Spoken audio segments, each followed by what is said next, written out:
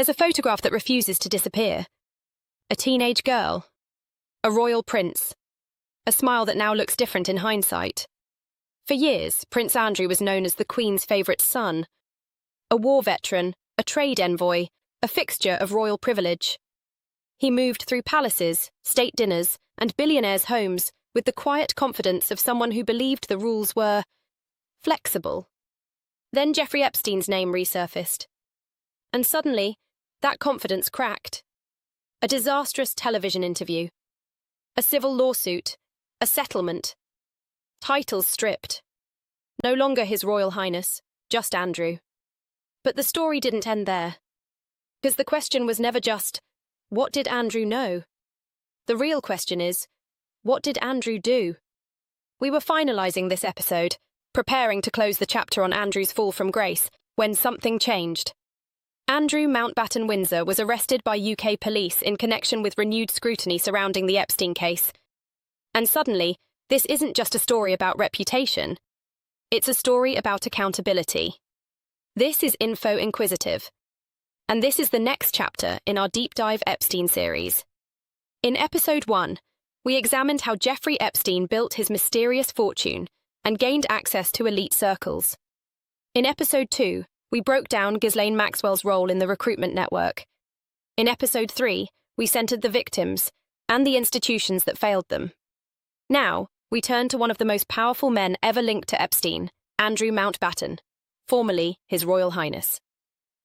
The Prince Andrew, Duke of York, Earl of Inverness, and Baron Killelea. If you want the full story, not just headlines but context, make sure you're subscribed. Turn on notifications, because every episode in this series connects. And this one? This one reaches straight into Buckingham Palace.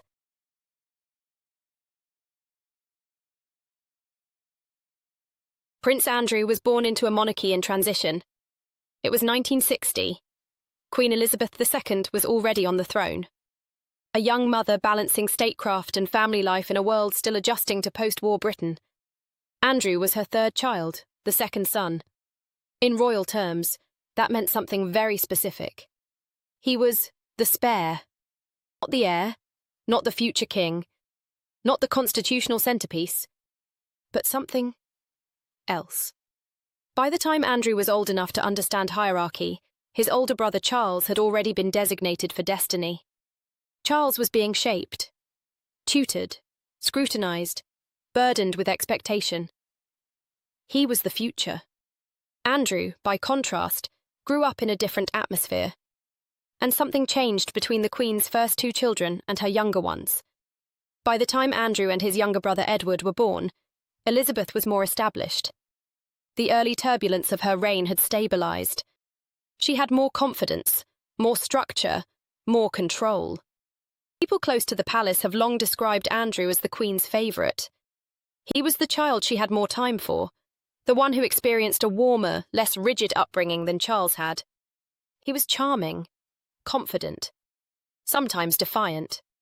Where Charles was introspective and often insecure, Andrew projected certainty. And that certainty followed him. At Gordonsdoon, the same Scottish boarding school that Charles famously struggled through, Andrew reportedly thrived. He was athletic, popular, and socially comfortable in ways his older brother had never been. Then came the Navy. Andrew joined the Royal Navy in 1979 and later flew helicopters during the Falklands War in 1982. The press crowned him a war hero. For the first time, he wasn't just the spare. He was brave, visible, celebrated. The image solidified, the dashing prince in uniform. But even then, there were murmurs. Andrew developed a reputation for enjoying wealth, expensive tastes, high society friendships, and the company of oligarchs and business elites. As a trade envoy in the early 2000s, he travelled extensively, building relationships that blurred the line between diplomacy and access. Some in the press began to call him Air Miles Andy, but inside the palace ecosystem, something more subtle was forming. Andrew appeared to operate with a certain confidence. The confidence of someone who believed consequences were negotiable. The second son of a reigning monarch lives in an unusual psychological space. He is close enough to power to wield it, but distant enough from the crown to avoid its weight. important to ignore, not important enough to restrain. And that combination can be intoxicating. By the time Jeffrey Epstein entered Andrew's orbit, this pattern was already established. A man accustomed to privilege and the insulation of the crown. A man accustomed to believing that the rules applied differently. The groundwork wasn't scandal, it was psychology. And it had been forming since childhood.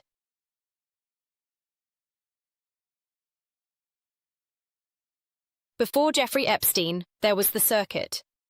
The royal calendar is not just about ceremonies and charity events.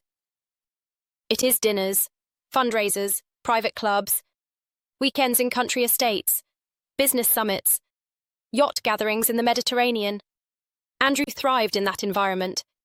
By the 1990s and early 2000s, he had cultivated a reputation as one of the most socially active members of the royal family. He moved comfortably among financiers, oil magnates, media executives, and tech entrepreneurs. As the UK's Special Representative for International Trade and Investment from 2001 to 2011, he travelled extensively, positioning himself as a door opener for British business. That role granted him access, and access is currency. He met billionaires not as equals, but as royalty. The value exchange was implicit. Proximity to a prince offered legitimacy. In return, Andrew gained entree into rooms few others could enter.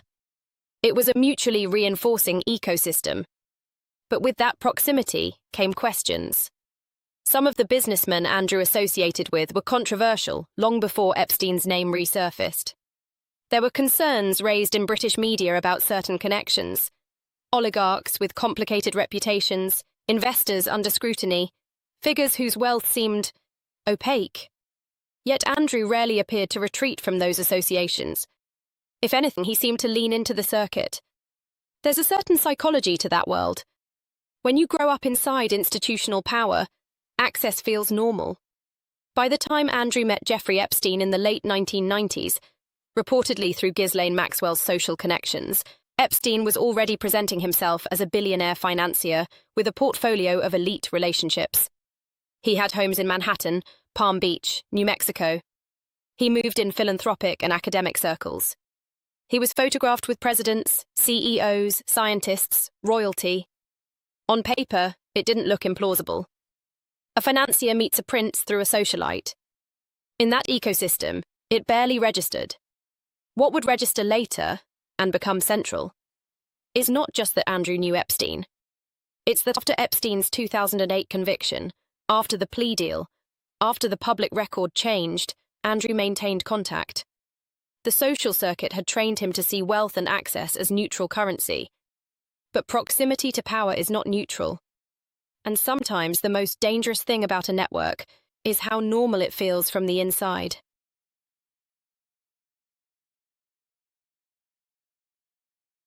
There is one image that changed everything, taken in 2001.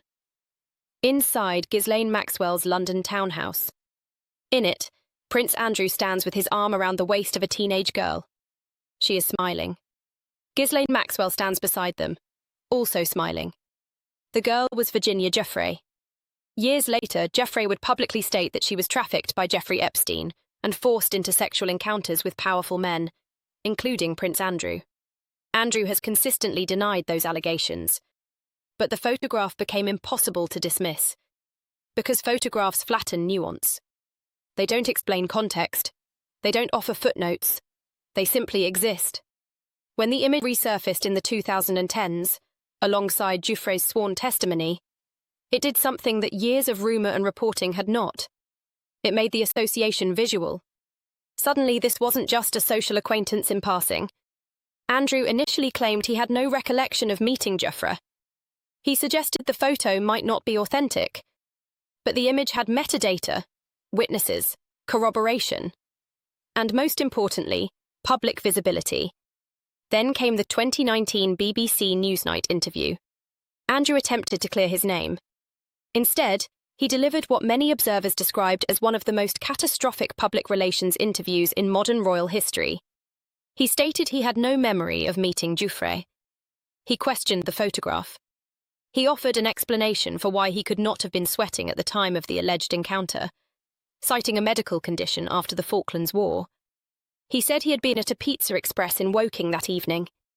The interview did not calm public concern, it amplified it. For the first time, the royal insulation appeared to crack.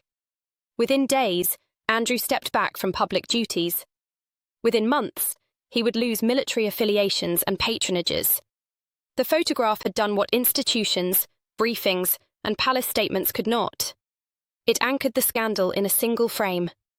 And from that moment forward, Andrew's story would no longer be about access or trade missions. It would be about accountability.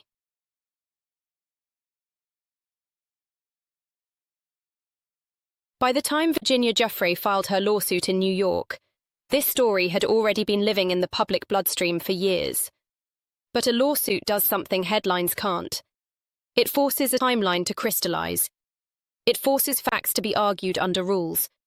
And it forces the person being accused to make a decision, fight it in court, or contain the damage.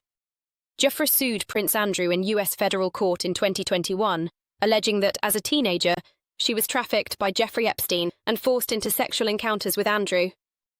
Andrew denied the allegations. His legal team pushed back hard, arguing the case shouldn't proceed, including efforts to have it dismissed based on prior agreements Giuffre had signed years earlier in previous litigation connected to Epstein.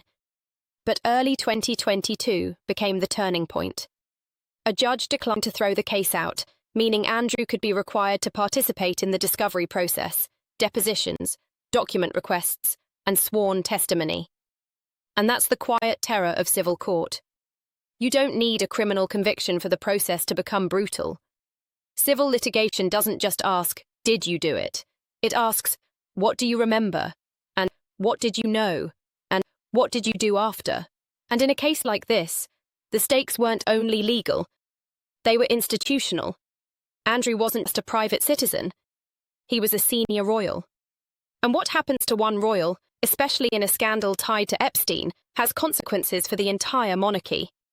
As the case moved forward, the pressure intensified. The settlement announcement came in mid-February 2022, not after a verdict, not after a trial, but before depositions could fully reveal what might be said under oath. In the joint statement, Andrew did not admit wrongdoing, but he agreed to settle the case and make what was described as a substantial donation to a charity connected to Giuffre's work, supporting victims' rights. And then there was the sentence that told you everything about how the palace wanted this to feel. The statement included language expressing regret for Andrew's association with Epstein, a kind of careful repositioning that doesn't concede the allegation, but does concede the reputational reality, that Epstein had become radioactive, and anyone still linked to him was going to burn.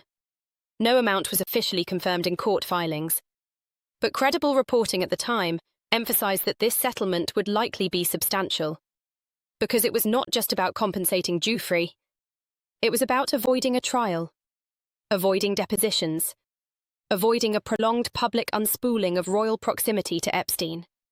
This settlement came in the same year as Queen Elizabeth II's Platinum Jubilee, one of the most significant ceremonial milestones of her reign. The monarchy was trying to project stability, continuity, and celebration. A US civil trial placing a prince on the witness stand under questioning about Epstein-related allegations was the opposite of that. So yes, Andrew maintained his denial. But the optics were devastating. Because to the public, a settlement in a case like this doesn't read like a victory. It reads like an exit. And it created a new kind of royal problem, not only the allegations themselves, but the unanswered questions that get sealed inside a settlement. What did he know, and when? And why, after Epstein's 2008 conviction, did Andrew still appear in the same orbit at all? After the settlement, Andrew wasn't just unpopular. He became an emblem of how insulated public figures can be, and how differently accountability can look when you have status, money, and an ancient institution behind you.